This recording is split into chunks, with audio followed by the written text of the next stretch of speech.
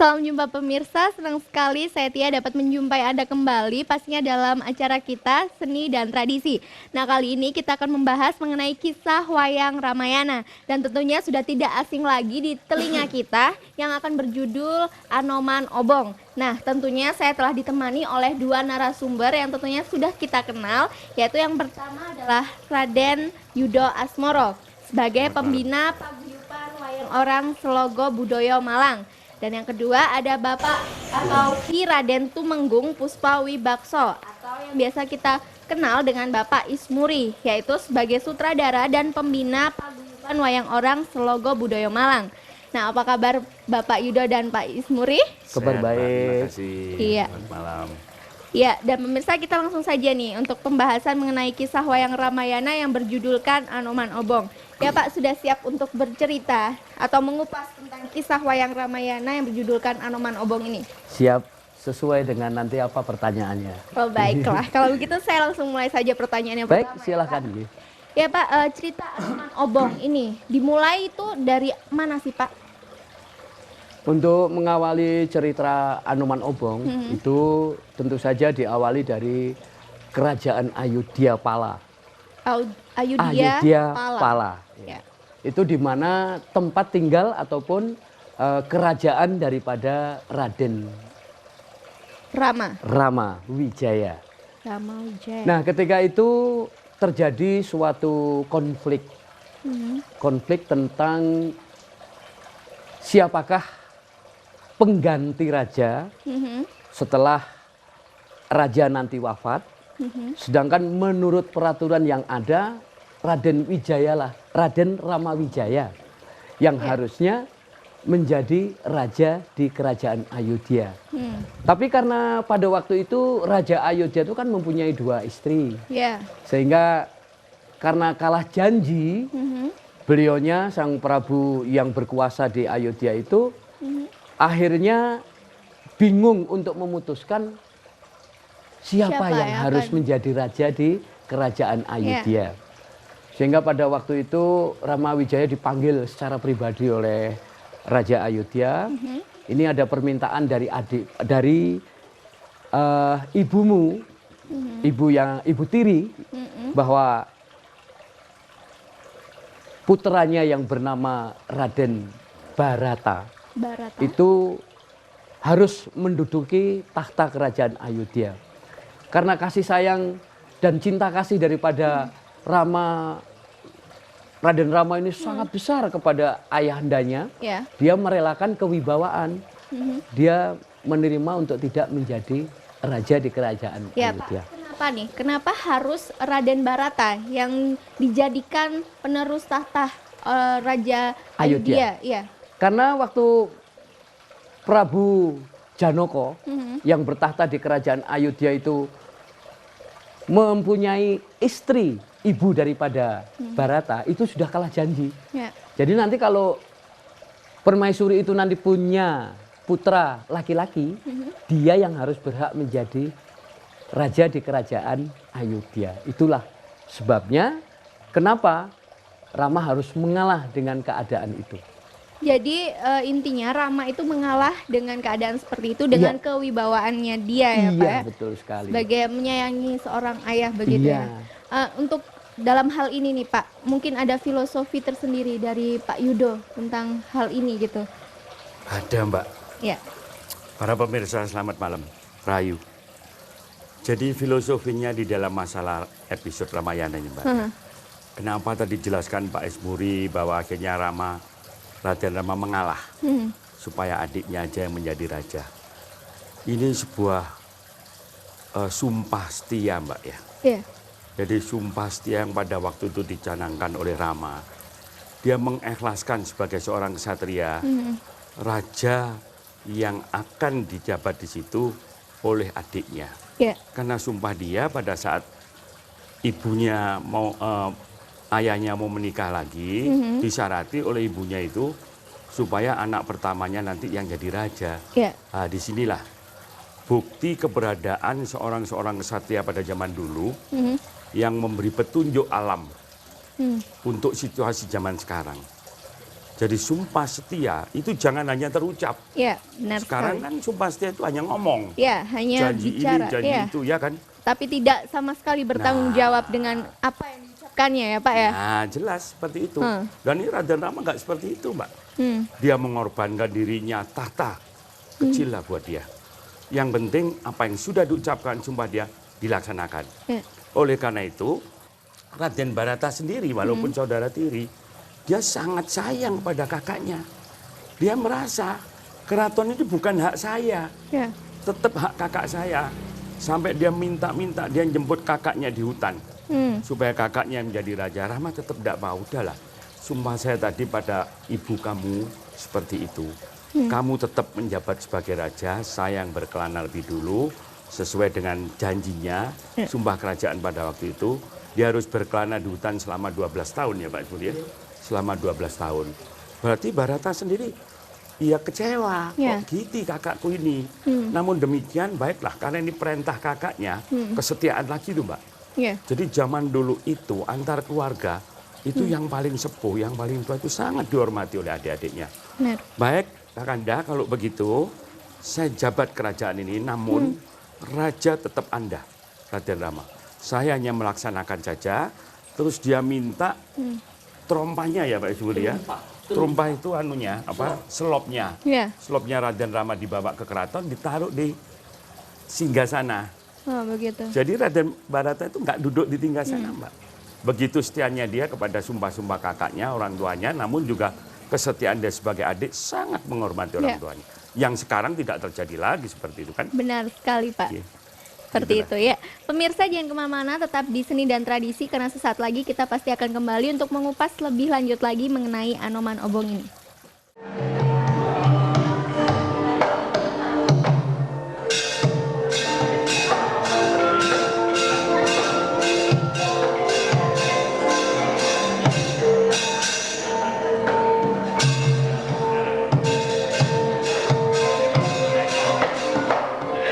Ya pemirsa, kembali lagi di Seni dan Tradisi. Kita akan lanjutkan perbincangan kita yang sangat menyenangkan ini.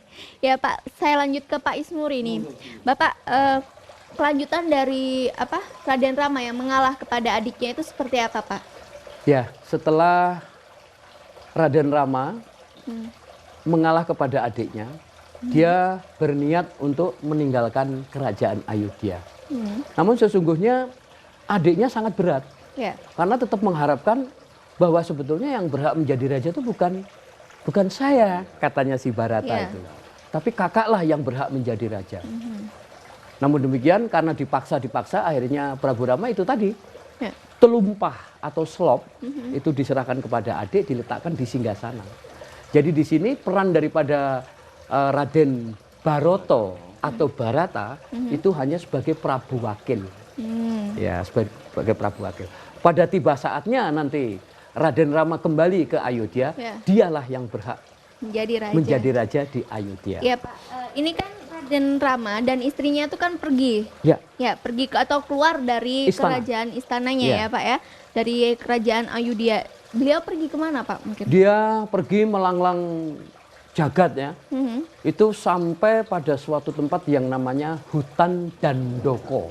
Dandoko. Dandoko atau kalau kita bilang Dandaka. Ya. Ya, hutan Dandaka. Di situ Dandoko. tanpa mengeluh, tanpa merasa penyesalan Ya. apa yang telah dia lakukan, itu dilaksanakan oleh Ramawijaya. Malah istri tercinta, Ya. Dewi Sinta itu ikut Oh. merasakan kepedihan, kesengsaraan Ya. sang suami tercinta. Bukan hanya adiknya saja, bukan hanya istrinya saja, Ya. adik tercinta juga, Raden Laksmana. Itu kemanapun pergi, Raden Rama dan Dewi Sinta selalu ikut. Hingga sampailah di suatu tempat yang dinamakan Hutan Dandaka atau Dandoko. Hutan Dandoko. Jadi 3 orang itu ya Pak, istri dan adiknya setia Iya, menemani Raden Rama ya Pak. Iya. Dan ini ada cerita nih Pak ya. Ya. Katanya di waktu ada di hutan Dandoka apa? Dandoko, Dandaka sama ya. aja. Itu Dewi Sinta ini diculik Pak. Diculik oleh Rahwana. Rahwana. Raja. Prabu Rahwana Nah, Raja. Itu Ya. seperti apa Pak ceritanya mungkin? Ketika itu memang Prabu Rahwana itu kan sangat berharap untuk dapat menyunting seorang wanita itu yang selalu titisannya Dewi Sri Widowati. Itu Betari itu. Jadi dia sangat mengharapkan bagaimana caranya aku mendapatkan seorang istri titising Widodari. Itu kata Prabu Rahwanaraja. Nah kebetulan sewaktu Rahwanaraja itu nganglang jagat, ngideri bumi, artinya melanglang buana di Dirgantara, karena dia juga raja yang sakti mandraguna, dia itu bisa terbang. Tiba-tiba dia melihat bahwa di hutan Dandoko itu ada seberkas sinar, cahaya yang sangat-sangat menyilaukan, dan dia tahu persis bahwa apa yang dia cari itu ada di sini. Betul juga. Dia melihat di situ. Ternyata ada seorang putri. Dan dia merasakan getaran jiwanya, ini yang saya cari. Inilah Dewi Batari Sri Widowati. Itu. Sehingga tanpa pikir panjang, dia menggunakan cara. Dia itu kan punya abdi ya. Abdi itu pembantu. Tapi ini pembantu setia. Itu namanya Kolo Marico. Ini nek di pewayangan itu wujudnya kayak cakil gitu loh, Pak. Oh, iya. Ya kayak cakil itu. Nah itu dia diperintahkan untuk merubah wujudnya menjadi seekor kijang atau menjangan ya. Oh, iya. Tapi yang berkilau bagaikan emas, bagaikan emas. Itu supaya dia si Kolo Marico yang sudah berubah wujud menjadi kijang itu muncul di hadapan Dewi Sinta. Sehingga Dewi Sinta tertarik melihat keelokan, keindahan kijang itu, dia berusaha untuk menangkap. Dikejar-kejar. Sehingga dia sampai menangis kepada Rama. Kakanda tolong aku ditangkapkan. Kijang yang sangat menarik hatiku itu. Baik. Dikejar-kejar. Ini merupakan suatu taktik daripada Prabu Rahwanaraja. Agar si Rama itu berpisah dengan Dewi Sinta. Terkecoh seperti itu ya Pak ya, istilahnya. Karena Rama itu juga seorang satria yang pintar dan sakti, dia memerintahkan adiknya untuk menjaga. Tidak mungkinlah dia ditinggal sendirian di tengah hutan. Lalu Rama mengejar apa? Kijang emas itu tadi. Nah, dengan adanya terpisahnya Rama dan Sinta, yang ada hanya Lesmana. Sehingga pada waktu itu Rahwana tidak kurang daripada akalnya. Bagaimana cara memisahkan Lesmana yang selalu ada di samping Dewi Sinta. Dia membuat suara seakan-akan itu suaranya Rama. Bahwa dia minta bantuannya Laksmana. Terdengar oleh Dewi Sinta. Terdengar, dia minta tolong, Laksmana, tolong kamu kejar itu. Kakanda Rama. Barangkali menemui mara bahaya sewaktu mengejar kijang emas tadi. Karena begitu besar atau begitu taat kepada perintah Kakanda, dia tidak mau. Nanti saya dimarahi.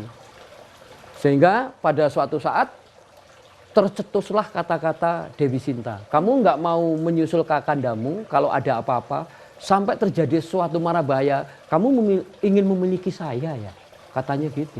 Dewi Sinta terkejut Lasmana. Kakanda, saya tidak akan melaksanakan hal itu. Saya bersumpah bahwa saya tidak akan beristri. Nah itu. Kenapa Pak kok bisa dia menjanjikan seperti itu kepada dirinya sendiri? Ya supaya Dewi Sinta tidak menyangka bahwa dia mengharapkan Dewi Sinta. Gitu. Setelah itu lalu bersedia menyusul Rama, cuma letak daripada bumi yang dipijak oleh Dewi Sinta itu dibuat semacam merajah. Ya, Rajah Kolocokro itu. Jadi setiap orang tidak akan bisa masuk ke tempat itu kecuali Dewi Sinta melangkah dari rajah itu. Maka ringkas cerita, Laksmana menyusul Raden Rama. Iya, Raden Rama.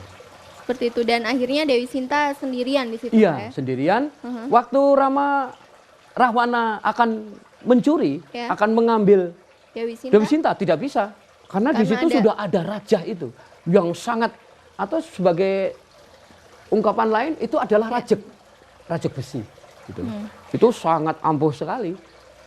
Ya, Bapak, kita Lanjutkan perbincangan kita, sekarang kita break dulu ya Monggo, Pak ya. monggo. Iya, Ya nanti kita pemirsa lanjutkan. tetap jangan kemana-mana, tetap saksikan Seni dan Tradisi karena sesaat lagi Seni dan Tradisi akan kembali untuk Anda.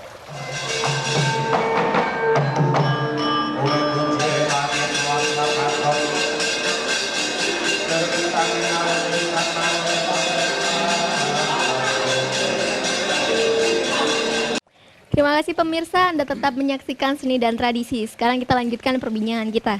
Ya, Pak Ismuri, mungkin bisa dilanjutkan kembali tentang cerita tersebut. Ya, mungkin dari cerita yang tadi akan ada filosofinya. Ya, Mungkin bisa pasti. dijelaskan oleh Ya, Pak bagaimana Yudo. Pak Yudo nih, Ya, filosofi? begini Mbak ya, jadi cerita Pak Esmuri tadi ada dua filosofi yang terkandung di dalamnya, Ya. yang tanpa sengaja kita menjadi tahu. Mhm. Satu, masalah kesetiaan lagi, Kesetiaan lagi ya. ya, yaitu kesetiaan seorang wanita, seorang istri yang sudah diucapkan pada saat menikah. Susah, bahagia, selalu mengikuti suaminya. Ya. Sampai suaminya berangkat ke hutan pun dia tetap mengikuti, Mbak. Dan tanpa mengeluh. Demikian juga kesetiaan seorang adik kepada kakaknya. Walaupun beda ibu, Raden Laksmana itu tetap mengawal kakaknya. Jadi di kerajaan ini putranya 4, Mbak, laki-laki Iya. semua. Yang satu mengikuti Rama untuk berkelana, yang satu Barata diikuti adiknya yang namanya Satrugna untuk ngawasi kerajaan. Jadi itu masalah kesetiaan tadi, Mbak. Jadi kembali masalah seorang wanita itu kalau udah menjadi istri ya sedih susahnya harus tetap ngikutin. Iya. Tapi sekarang kalau di dunia nyata nih Pak, sangat Dunia nyata ya. minim sekali sekarang Pak ya. Nah, itulah, Mbak. Iya. Karena sudah bangsa kita ini udah kehabisan jati diri. Hah. Sampai wanita-wanita kita seperti itu banyak yang jadi TKW dan lain sebagainya. Itu kan sengsara sekali, Mbak. Ya benar. Padahal kalau masih ada suaminya sini ya bagaimanapun sedih susah ikut suami. Nah, itu yang kesetiaan pertama dan adik tadi ya. Yang kedua, di situ ada filosofi angkara murka. Seorang raja Rahwana. Walaupun dia bercita-cita sebagian tinggi ingin mengawini seorang bidadari, Iya. Dewi Bidawati tadi yang akhirnya menitis ke Dewi Sinta. Bagaimanapun Dewi Sinta kan istrinya orang, Mbak. Iya benar. Lah angkara murka ini muncul. Hah. Kok berani-beraninya dia malah ingin merebut istrinya orang. Ini nanti akan membawa dampak negatif pada saat perjalanan hidupnya selanjutnya. Karena ini menimbulkan sengketa. Yang akhirnya menimbulkan perang besar nanti. Ya. Nah, itulah filosofi yang terkandung di dalamnya. Makanya di dalam keseharian hidup kita, khususnya bangsa ini juga harus diwaspadai. Satu, sumpah setianya. Ya. Termasuk tadi sumpahnya Laksmana sampai tidak mau menikah. Iya benar. Kelihatan sepele loh, Mbak. Hah. Tapi dia laksanakan sampai tua pun tetap tidak menikah. Dia laksanakan. Iya. Dan sekarang sumpah janji tidak pernah dilaksanakan. Iya benar. Ya, ini Tidak mungkin mau bertanggung jawab akan perkataannya. Ya, Mungkin sekarang itu. seperti itu kebanyakan ya Pak ya. Itu yang kita inginkan pimpinan siapapun juga di negara ini yang masih punya jati diri dan menjadi orang yang bawa leksono, Mbak ya. Jadi sesuai ucapannya dengan perbuatannya. Itu yang kita inginkan. Seperti Mbak itu ya. ya Pak ya. Iya, Iya. oke. Kembali lagi nih kepada Bapak Ismuri mungkin ya. Pak, kenapa ini di dalam cerita Anoman Obong ini saya tertarik dengan prajurit Raden Rama. Itu semua yang saya tahu adalah kera, Pak. Ya, betul. Kenapa semua prajuritnya itu kera, Pak? Iya. Hmm. Itu memang ada awalnya. Kenapa Ya. kok Rama prajuritnya kera atau ketek ya? Ya, Kok bukan prajurit-prajurit manusia kan begitu ya? benar. Jadi memang ada satu cerita. Waktu itu paman daripada Hanuman Ya. yang namanya Sugriwo dan Subali itu ada perselisihan. Nun sewu dulu Pak Ismuri. Iya. Jadi kayaknya sebelum kita sampai ke situ, Iya. Dewi Sinta Iya. kan belum diambil Oh sama iya, belum Rakoni. diambil, saya iya, lupa ini. Iya, iya, iya. Itu dulu lebih Iya, baik iya. Ya, lanjutkan itu dulu tadi. sebelum ke- Iya, benar. Iya. Pak Yudo mengingatkan saya Iya. ini.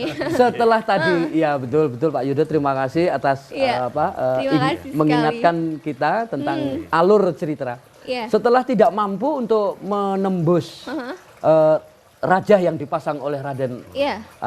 Leks- Laksmana, Oh, Laksmana. ya, itu Rahwana Raja berubah wujud menjadi kakek pikun, orang tua. Hah. Ya, Peminta, orang tua. peminta seperti Minta-minta karena dia haus, dahaga sekali. Nah, pada waktu itu kan orang haus itu bisa dengan ini loh Pak. Kenapa? Sirih, nginang. Itu sudah menghilangkan menghilangkan rasa haus. haus. Nah, pada waktu itu selalu membawa. Itu membawa sirih, si Dewi Sinta itu membawa. Jadi karena belas kasihan terhadap orang tua itu, tanpa sadar dia memberikan dan keluar dari jalur kalangan yang sudah diraja. Sehingga begitu tangan ini tergapai oleh Rahwana Raja, secepat kilat Sinta dibawa terbang. Sehingga berubah wujud menjadi asli Prabu Rahwana dan Sinta diculik oleh Rahwana. Ini saya melihat sebuah filosofi nih Pak Yudo, bahwa kelalaian seperti itu ya Pak. Ya, benar. Ya. Ada kelalaian, betul. Wah, ini hostnya sudah lebih pintar Mbak ya. Dengan sedikit cerita tadi sudah nangkep kelalaian ya. Iya. Betul. Kelalaian ini bisa dilandasi dua dasar filosofi Mbak ya. Kelalaian karena memang dia sudah tahu bahwa akan terjadi, dan kelalaian tidak disengaja. Iya. Dalam hal Dewi Cinta tadi itu sebenarnya tidak sengaja Mbak. Tapi tumbuh dari rasa nurani yang paling bersih. Dia kasihan melihat pengemis aki-aki kepingin haus, kepingin minum dengan sirih. Terus dia lungkan dengan tangannya, itu secara otomatis dia melangkah keluar. Ini yang menyebabkan dia tuh saking tercuri dan kelalaian. Sedikit kelalaian itu tapi menyebabkan sengsara. Dan berakibat panjang itu nanti. Demikian juga situasi sekarang. Sekarang orang ngomong korupsi enak aja. Ya kan? Bisa lari ke sana kemari. Sementara ibu-ibu tua yang hanya ngambil sebiji kapuk itu masuk penjara. Padahal itu juga bukan kelalaian Mbak, kan nggak sengaja Mbak mengambil itu, tapi malah masuk penjara. Sedangkan, yang dengan sengaja, kan dibiarkan saja begitu ya Pak ya. Begitulah Mbak Dia. Harusnya lebih teliti lagi. Mana sebuah kelalaian disengaja dan tidak disengaja seperti itu ya Pak ya. Ya Pak, sayang sekali nih akhirnya perbincangan kita berakhir sampai di sini dulu. Mungkin minggu depan kita akan melanjutkan kembali perbincangan kita yang semakin asik ini Pak ya. Ya pemirsa, maaf sekali nih sayang banget karena perbincangan kita harus berhenti sampai di sini. Dan tapi jangan khawatir karena minggu depan kita akan melanjutkan kembali perbincangan kita mengenai kisah wayang Ramayana yang berjudulkan Anoman Obong ini. Dan akhirnya saya Tia bersama kru seni dan tradisi yang bertugas undur diri dulu dan sampai jumpa.